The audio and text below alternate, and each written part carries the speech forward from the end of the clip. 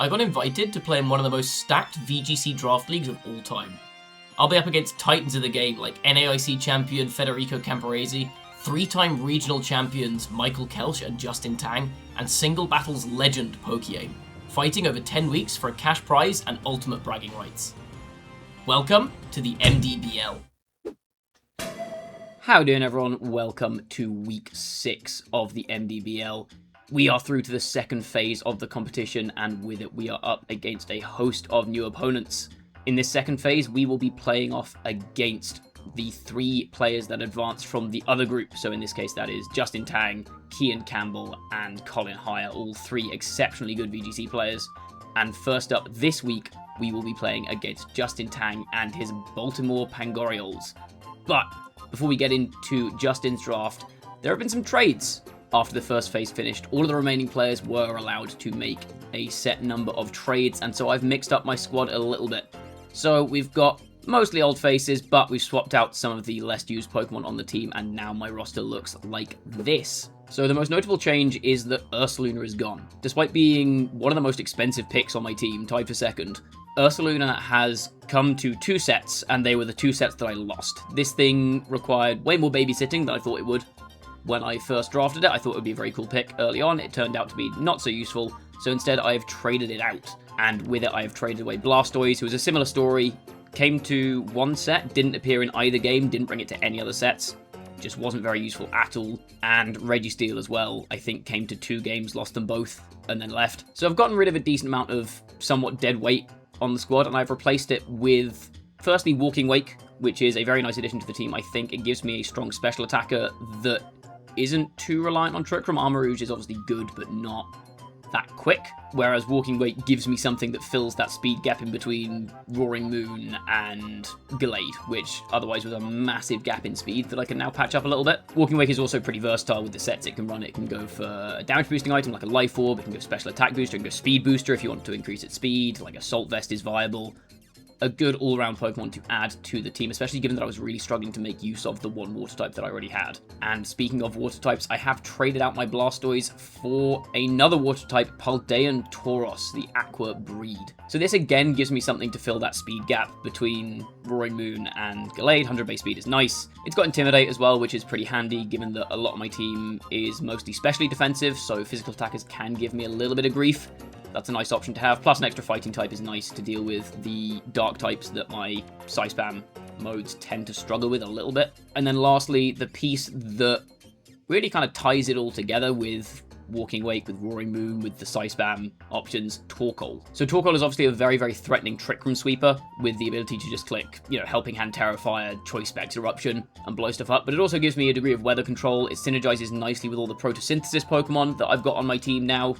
Like I said, Walking Wake and Roaring Moon really appreciate it. Brute Bonnet can work with it as well. And Torkoal is also surprisingly versatile. Usually you see it used as a big Trick Room attacker, but it can be used outside of Trick Room. We've seen it in actual VGC on Sun teams in the past with like a Eject Pack trying to bounce itself out after an overheat, reset weather. It's got access to Helping Hand. It's got Yawn, so you can run a bit more supportive. You can run Earth Power, Solar Beam.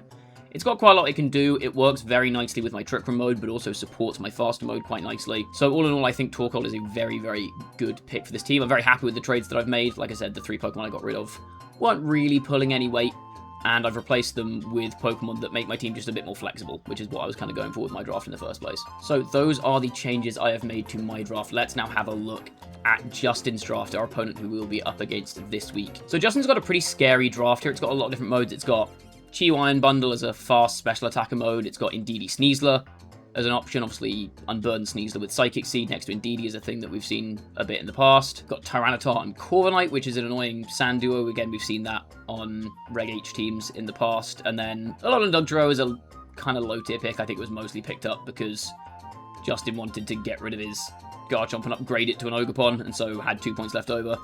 But Dugtrio can kind of work as like a discount Excadrill. It's moderately fast, it has Sand Force. It's something. Like, I need to be aware of it. But yeah, the big change that Justin made in his trading period after Phase 1 ended was grabbing that Ogerpon Teal Mask, which means that I was looking at Paldean Tauros as a potential check into this team beforehand. Now I think it's less valuable because there's a couple of Intimidate Deterrents in Corviknight and Ogerpon. makes it a little bit harder to try and get around. So Oakmon I think is a good pickup. It also gets through a lot of bulky water types that the team can otherwise struggle to deal with, because you've got Iron Bundle to hit bulky waters with Freeze Dry, but that's only a 70 base power move, and Iron Bundle's not that powerful. So having a secondary option to just burst through water types is pretty nice, because otherwise Terra Water looks very, very comfortable in front of this team. The difficulty with building into this team is trying to cover a bunch of stuff at once, because it's very hard to find something that can cover Chiyu Bundle and Chiyu Indeedee and Sneasler Indeedee and T-Tar Corviknight and T-Tar Dugtrio all at the same time, right? It's very, very difficult to try and cover all of those at once, which is part of what makes Justin's team so threatening. So I've given it my best shot at giving myself as many options as possible. We will have to see how it goes. Let's have a look at what I am bringing to this week.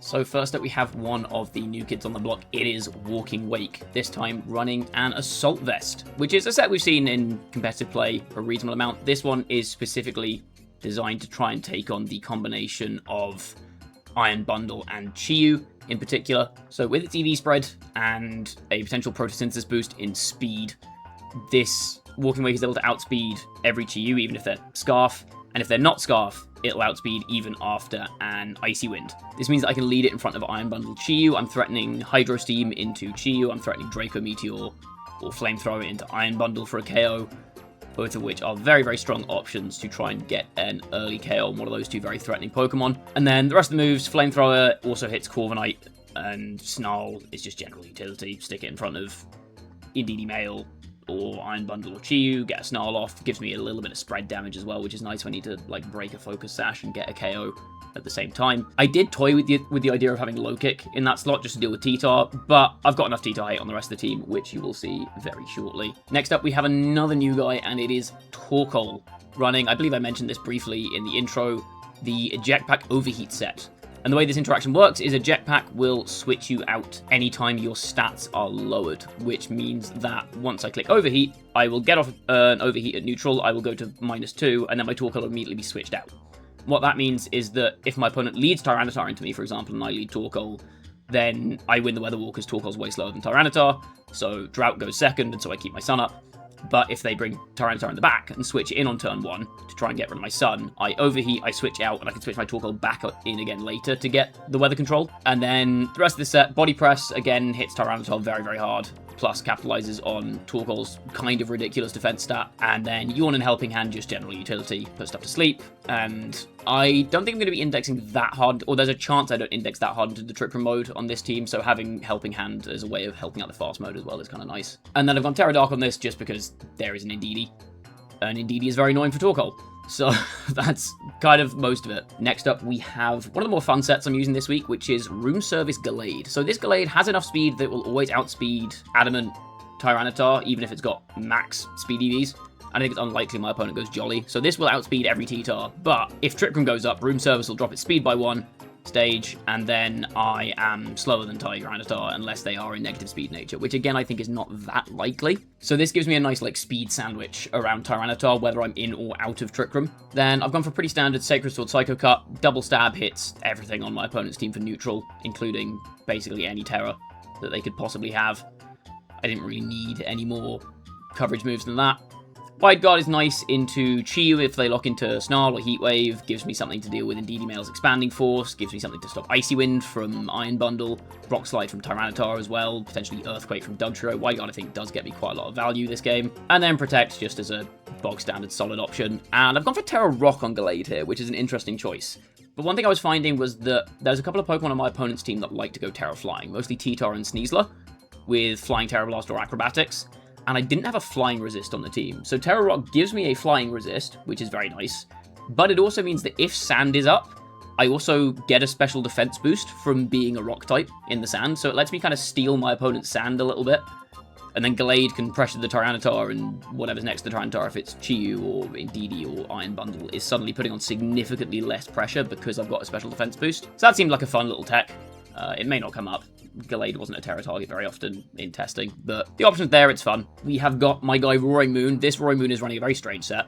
So the standard moves you'll see on Roaring Moon, like Breaking Swipe, Knock Off, Acrobatics, that kind of stuff.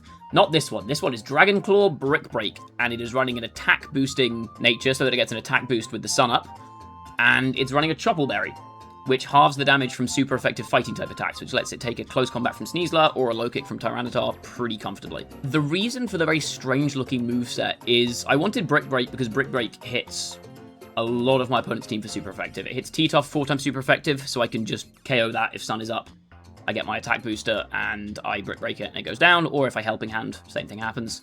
Iron Bundle, again, gets hit super effectively by Brick Break. Doesn't get KO'd, but she does get KO'd if Sun's up, so that's threatening a lot of my opponent's team. And then if I have Brick Break as one move, I wanted Dragon Claw as the other, because Knockoff's not really hitting that much on my opponent's team. Sneasler resists Knockoff, and generally is not going to have an item in this matchup, because it's going to consume a Psychic Seed. Iron Bundle, again, probably not going to have an item very often, because it's going to be running Booster Energy, I imagine.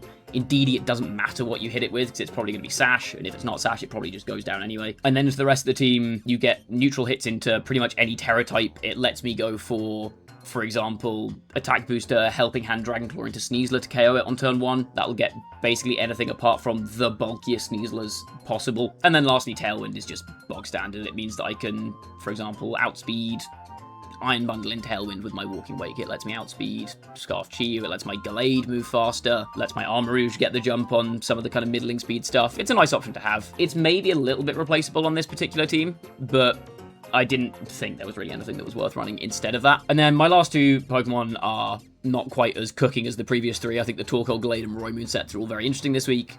Indeedee, just back to basics. Psychic hits Sneasler for super effective. Good damage in general. Got Follow Me, Trick from Helping Hand, bog standard.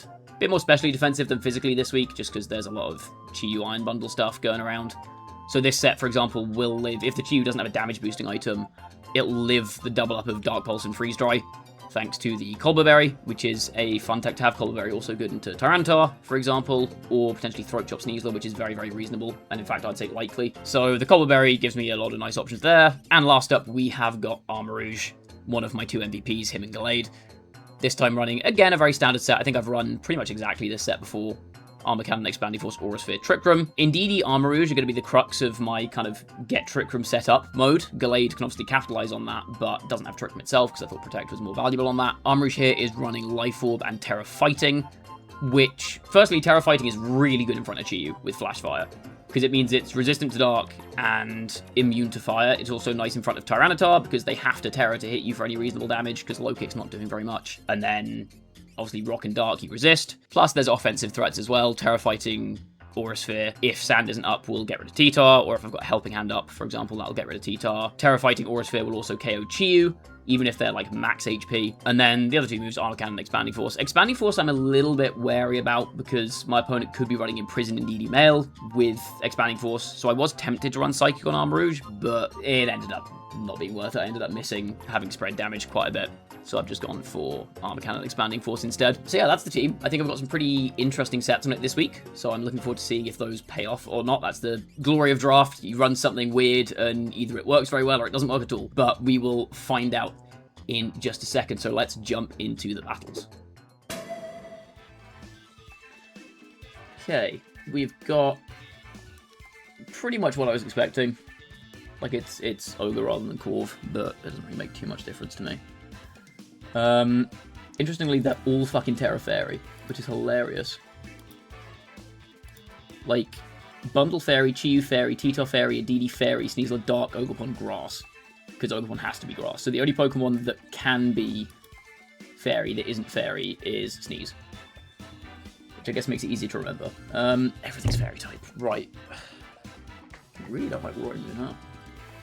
I guess I can't really hit Fairies with Roaring Moon, which is a problem. I have a suspicion they want to go for, like, imprisoned stuff. I kind of want to just go Moon Torkoal here. And then, like, what was I bringing in the back with these? It was like, was it Indeedee Gallade or was it Indeedee Wake?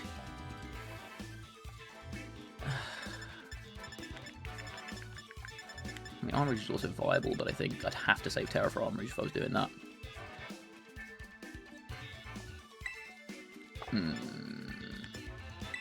I'll go Armor Wake, I think. Let's try this. Just leads a little bit unideal into, like, potentially a Chi-Yu lead.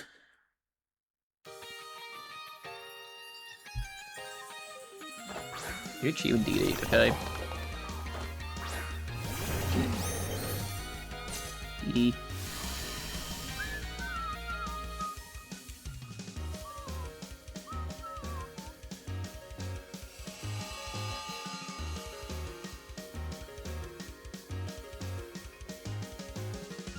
They are Terra Fairy on Chi, but I don't think they go Terra Fairy in front of me here, because that would be a strange play. I don't know what they'd be scared of that would make them go Terra Fairy. I'm pretty content just to send the Helping Hand Dragon Paw into Chi here. Do I need... Oh, did I need the Helping Hand there? Maybe I didn't. Oh, hold on. Maybe this is stupid. Oh no, I probably did, didn't I? Because they can build this in bulk. They're not that inclined to run that much speed on this, I don't think. Yeah, I needed the Helping Hand. Also, like, I could have maybe gone for Brick Break, but if they've got bulk, that doesn't KO. And I also revealed that I have Brick Break.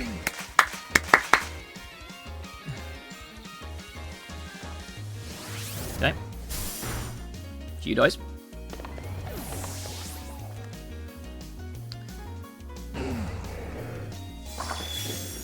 Clean.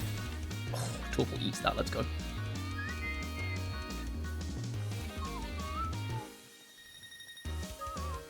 This T-Tar. Alright. They will break their own sash here, which is nice. Do I bother revealing Brick Break here? I don't think it's worth revealing Brick Break at this point in the game.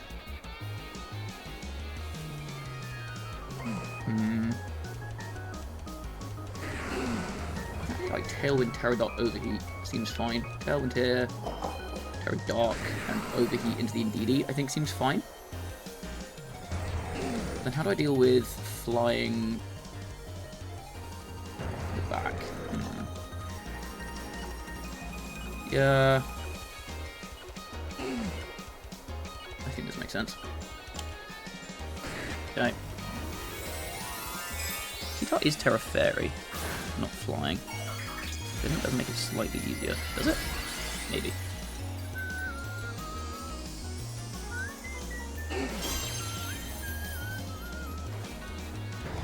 Yeah, I could have gone for the Helping Hand Brick Break there. But... oh, you'd love to see that. Delightful. Okay.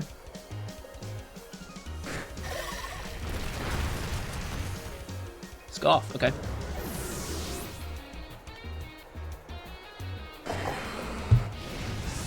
Overheat. We'll put that in the bin. Never mind, that won't put that in the bin. Will let me dip though.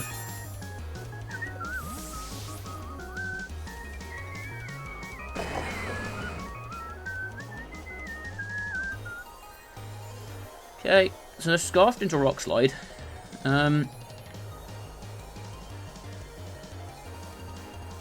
Do I just go Wake here? Wake should be able to pick up Indeedee from half, right? Wait, no, they're not Scarf. I clicked Tailwind first. I'm being stupid. Ignore me. Why am I saying they're Scarf? In my brain, I'd attacked, which I didn't do. Okay, I have Tailwind up, which is good. I think I'll just go Arm Rouge here, right?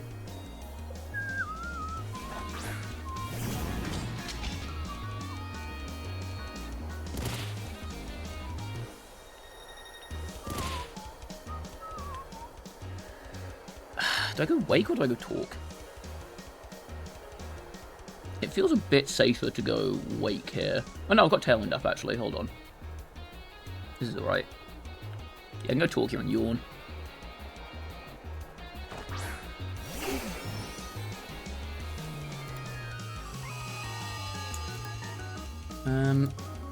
I mean, Sphere will get rid of the Indeedee. Although, I guess Expanded Force also should get rid of Indeedee, won't it? Yeah.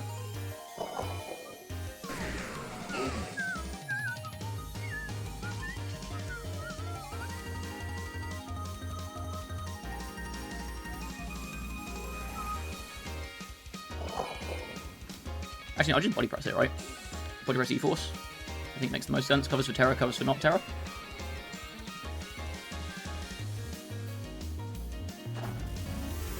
Who's Draft Lighting? Okay, they have, I think, correctly intuited that I am running Aura Sphere, which is smart, but I just E-Force, so it's fine. Still do a chunk. Okay, that's a Soul Vest, yeah.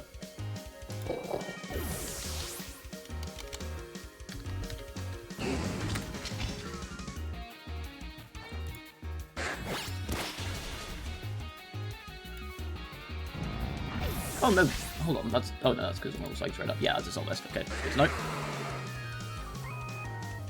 A little bit of chip on this. That's not very much chip, actually, hold on. This would be a fantastic time to have a, Ogerpon. This would be just a swell time to have a Gallade, wouldn't it?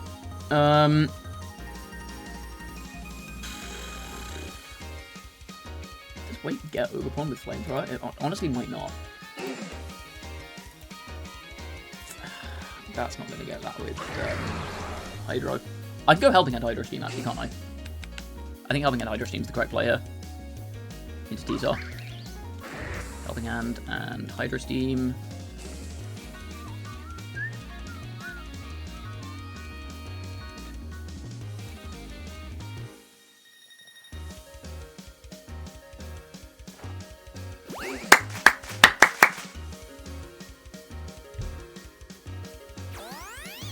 Wait, I'm stupid.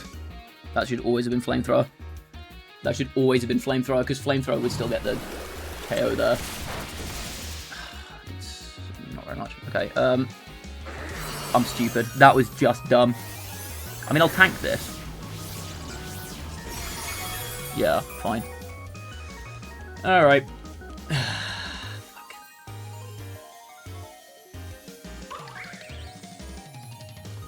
Nah, you want to do it in here. I think it's overheat. That was really lazy from me. That should have been Helping Hand Flamethrower into T-Tox. With Helping Hand, that should be enough to pick it up, I think. Nah, it would have been close.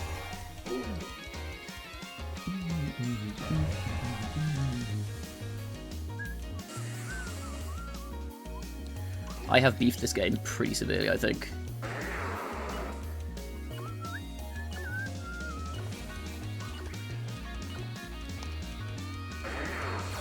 Okay, that's from me again.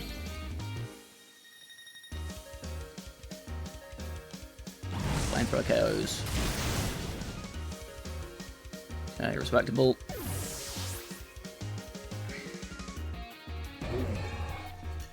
I go Rock Slide. That's so much damage on Wake. I don't think I'm getting this. I do not think that I'm getting this. Hydro Steam is my biggest damage here. Right, come on, Wake. Give me some good news. It's not impossible, but also it's not that possible. Go Walking Wake, please. Please. Oh, ho, ho, ho, ho.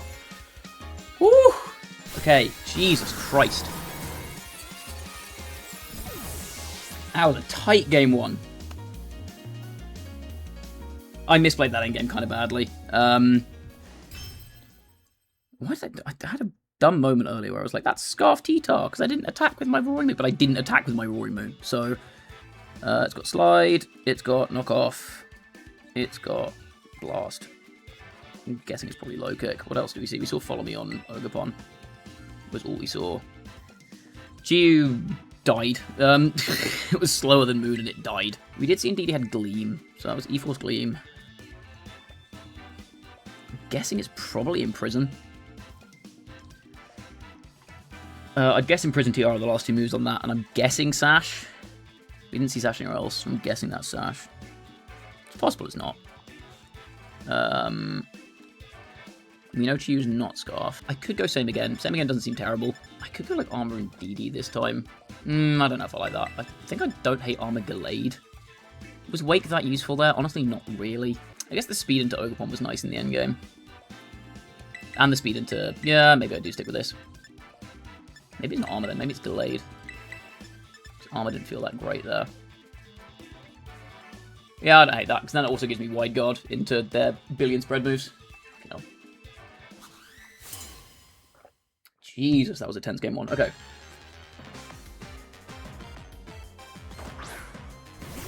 Your bundle to you. Okay. Same again.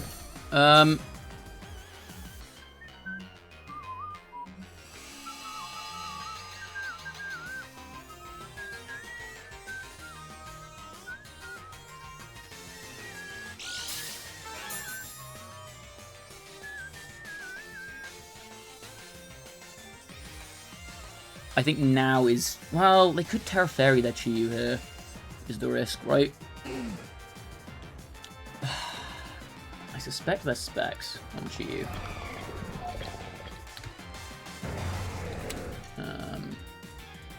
In which case Pulse can... no, I'll live on his Pulse. Will I? Yeah, I should do.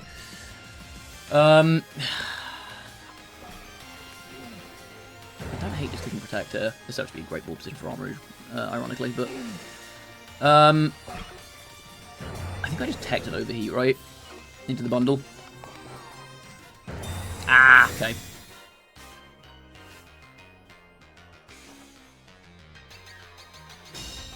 Crap. What do they go for with Chi-Yu then? Torkoal dodges, that doesn't really make any difference. So, quick editor's note, that actually did make quite a lot of difference. I'm not used to using a Jetpack Torkoal, completely forgot in the moment that if that Icy Wind hit me, then my Torkoal gets switched out because the Icy Wind drops its speed as a Jetpack activates. So, that was actually quite important. Don't scream at me in the comments, I'm sorry. Okay, fine. Fine. Good job, Torkoal. We land the Overheat.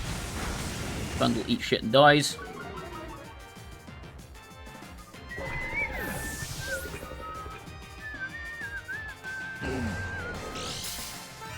Bye-bye, Torkoal. He's off. And now I go into Wake. I think is correct. This forces T-Tar in. I suspect this is Choice Specs on the Chi-Yu.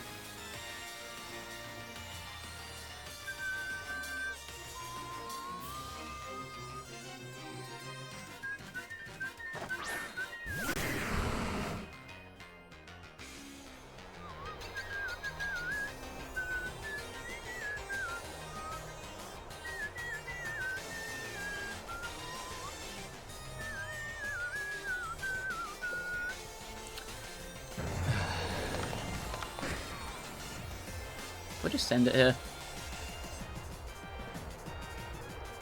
I think so. The problem is if they Terra, does this end up being very bad for me? I think the answer is kind of yes. I don't really want to give Chi-Yu the boost though. I could Tailwind here. No, I'm going to send it this turn.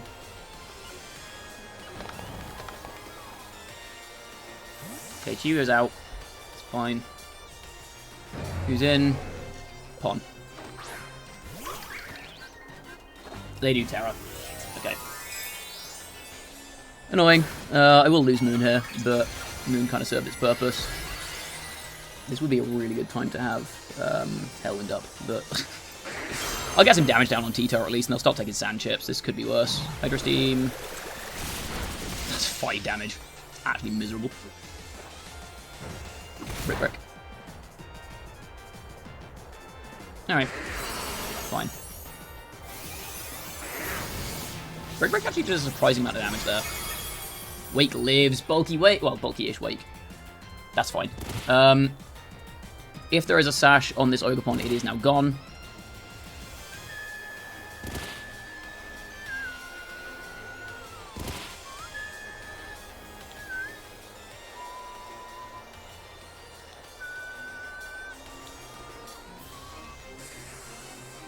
I think I just Flamethrow the Ogerpon, right?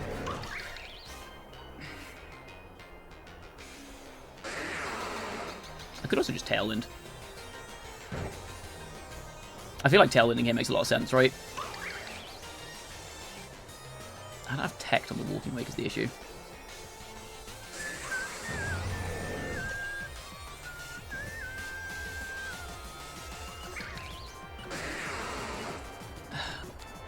Okay.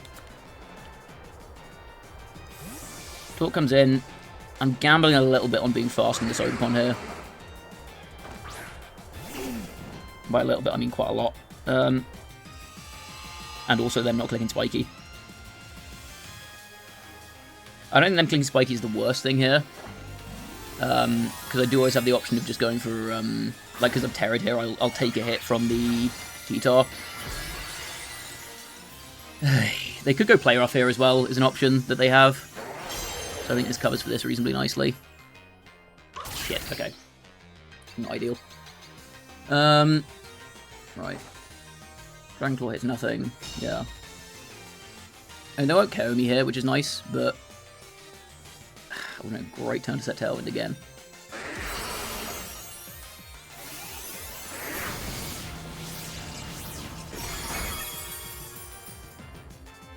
I mean, I just get Ogerpon here, right? I think now I Tailwind and overheat the Ogerpon.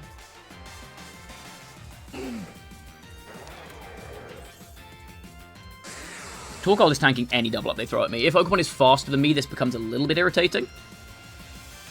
I will grant you that much. But it's not the worst.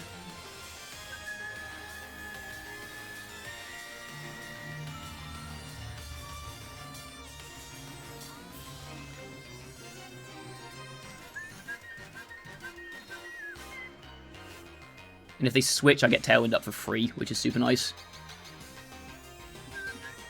T-Tar goes out. That makes sense, because they want to ditch my weather. This is a very dead Ogerpon now. Let's see, are they faster than me? They aren't. Okay, that's huge. The fact that I'm faster there is massive.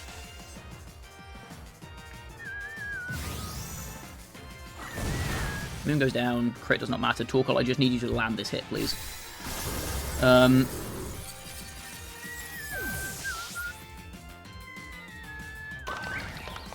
Thank you. Torkoal overheat connects. You love to see it. Who do I bring in? T-Tar's AV... I want to say choose specs based on how it's been playing. In which case it's just Gallade here, right?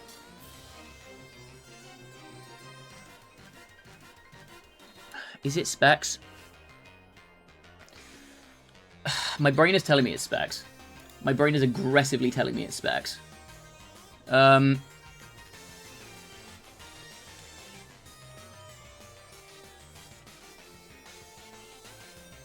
Gallade. I've got a half chance to scout here.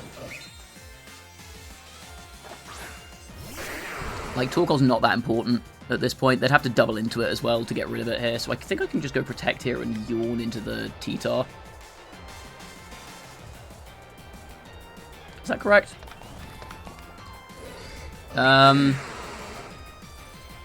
No, I don't think it's ever actually worth bringing in Wake now, because I need my weather back up, because otherwise Wake is just a dead slot. And I can't get weather back up without bringing in Wake, so I think I just sack here. That opens up, like, Helping Hand Psycho Cut into the... Is that correct? Wait, no, I may have fucked this. I may have fucked that. No, that should have been Helping Hand Psycho Cut into the... Okay. That looks like specs to me.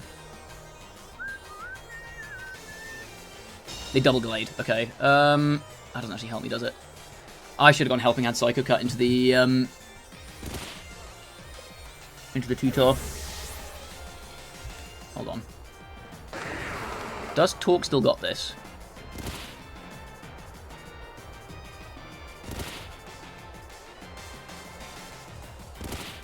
Do Torque still got this?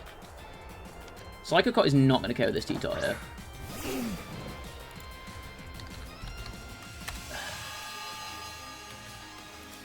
I've not got Psychic Drain up. Yeah, it's not close. Helping Hand will probably get that. Question is, do I yawn? Is yawn overheat enough? I think I Helping Hand Psycho Cut the T-Tar. Like, I get rid of T-Tar, and then once T-Tar's down, Chiyu's overheated my Gallade. I have Body Press. How much is Body Press doing to Chiyu?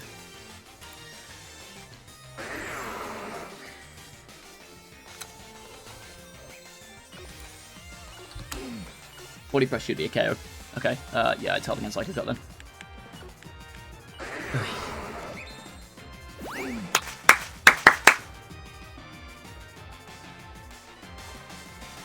They have Protect. Okay, that's huge. Okay. They weren't Specs. That's game. Nice. Nice, nice, nice. What was the item on Chiyu then? I mean, he did a very good job of hiding the fact that he was Specs the entire time, but... I mean, I'll Sacred. I've got one turn of Tailwind, but that's fine. Or just Sacred and Press. I think it's correct, right? Sacred here, Press here. You can't KO both my mons. They go for Protect. Yeah. Oh, okay. That was very stressful. That was a very stressful set, but we got out of it. 2-0. Oy.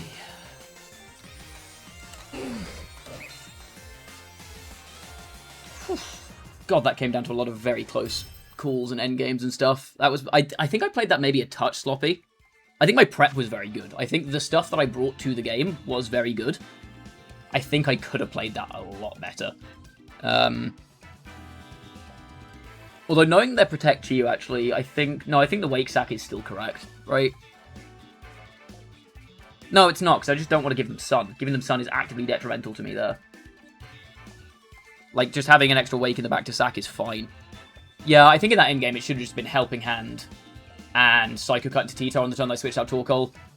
Because then, like, if they are Specs, then they can KO my Glade, I think.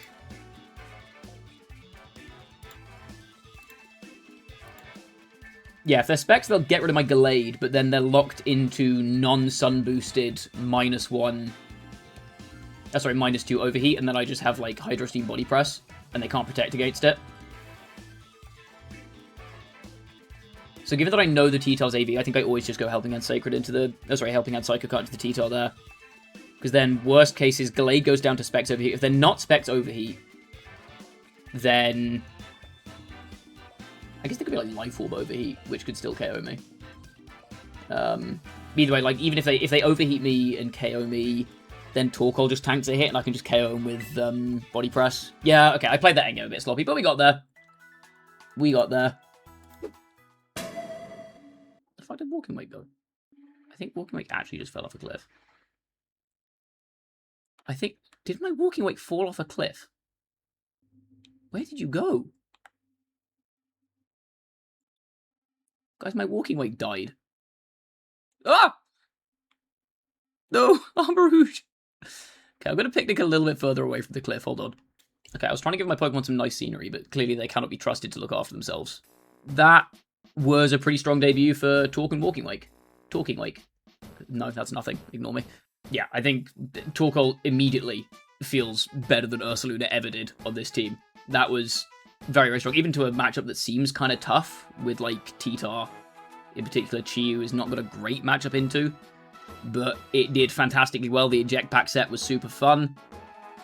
And again, that worked fantastically. It was good for pivoting, good for keeping my Sun up in late game. I think I maybe played the set a little bit not great. Like, at the end of game 1, there was no reason for me to not just Helping Hand Flamethrower into the T-Tar on the turn that I went for the Hydro Steam. Because that means that even if they go follow me, I just KO the Ogerpon. And in game 2, as I went over, I should have just gone for the Helping Hand Psycho Cut into T-Tar on the turn that I switched my Torkoal out and protected. I mean, it ended up working out fine. I think I basically ended up in the same situation on the next turn anyway, but giving them Sun back up was actually not a smart idea, because it just powered up their Chiyu, and it didn't actually benefit me in the slightest. Yeah, I think I could have played that a little bit better. I was pretty correct. Justin sent me his paste afterwards. I was pretty correct with my prep. It was like Sash, Imprison, and DD, which is why I didn't go for my hard TR mode in either game. The Roy set worked out well. The attack booster, Helping Hand Dragonclaw, was super nice. I could have gone for just regular old Brick Break in game 1, but I ended up conserving info. And also on the turn where I set Tailwind in game 1, I could have gone for Brick Break into T-Tar and just KO'd it there, but again, I was trying to conserve information, which was maybe a little bit unnecessary. But at the same time, I felt like my lead in game 1 was strong enough that I could get away with playing a little bit suboptimally to try and keep some info hidden. Which is something that's valuable to do in draft leagues. And game 2, on the turn they terrored their T-Tar, I think it was a little bit obvious just because I'd shown Dragonclaw and they knew that I had super effective moves on my Walking Wake, so that was a little bit obvious. So it ended up not being worth it, but all's well that ends well, I guess. There's maybe a lesson there, which is it's probably better just to win the game than to try and save tech. But I thought I had a strong enough position that I could win the game anyway. I think I just misplayed it slightly.